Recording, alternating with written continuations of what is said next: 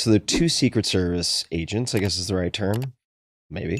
Yeah. And to a layperson, to a civilian, I think two more complicated. But maybe two actually provides more surface area / opportunity. But when you say you went into their space, could you paint a more detailed picture of how you ended up taking items from two very well-trained people who have a lot of situational awareness, who know what you do?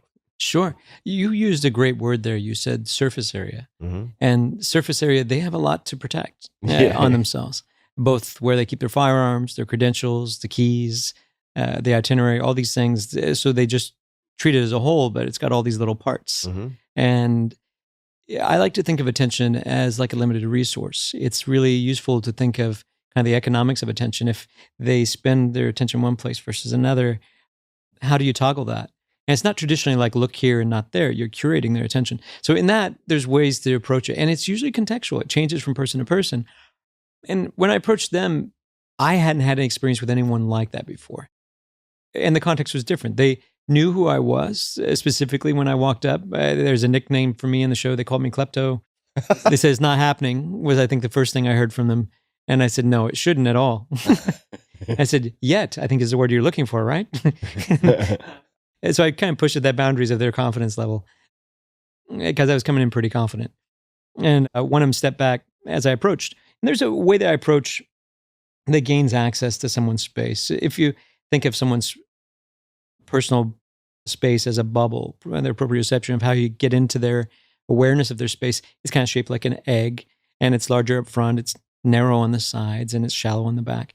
And you can break eye contact with someone to sneak underneath that as you move through. I can show you more of that later. But as you gain access, there's a way of approaching from the side that can often help. So when I started to saddle up next to one of the gentlemen to show him something, he stepped back, and they have a term for it called maintaining occupied space.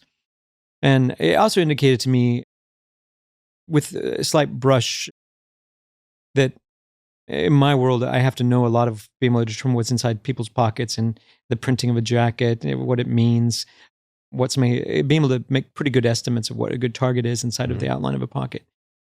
So as soon as he stepped back on the left, it indicated to me that he might have a firearm on that side versus on his right side. So it was probably underneath in a holster underneath his jacket. So I just acknowledged that. I put that on the surface. I said, "Oh, you're very well trained." I said, "It's going to be much harder to do anything with you." I said, "You've been doing this for a while?" And he says, "Yes, I've been doing this for a while." And I said, "Okay, so I'm going to have to do it to you, sir." And so I leaned into the next guy, and the next guy's like, "That's not happening." And he was very serious.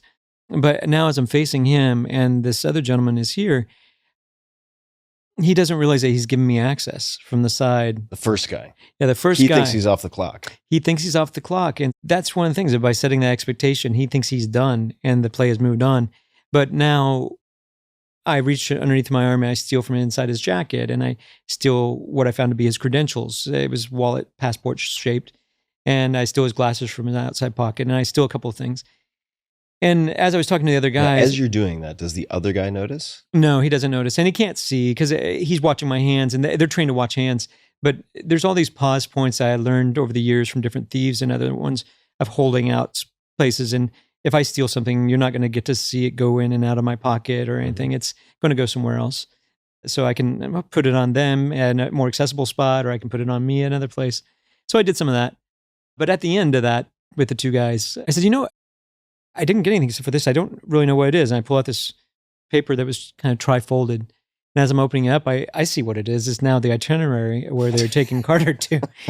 And I said, I can't really read it with these glasses on. He realizes that I'm wearing his glasses that were in his pocket. And he goes, "Hey," and he takes my glasses and he looks at the paper and he says, "Hey," and he snatches it away. I said, "I really don't think you should read that without the proper ID." And then he reaches in his pocket and he realizes that he doesn't have the credentials. And the other guy's laughing very hard at him. I'm sure. And he said, "I'm not going to be the only one." Ooh, Dad's not going to be happy with that when he finds out.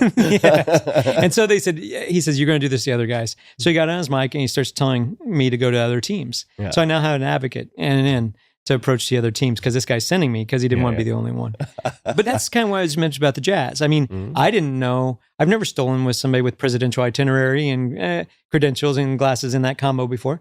But I have to kind of ad lib with what I find and how I give it back. And it is a unique thing that he knows is the only time I've done that is with him. until I did it to the other guys. And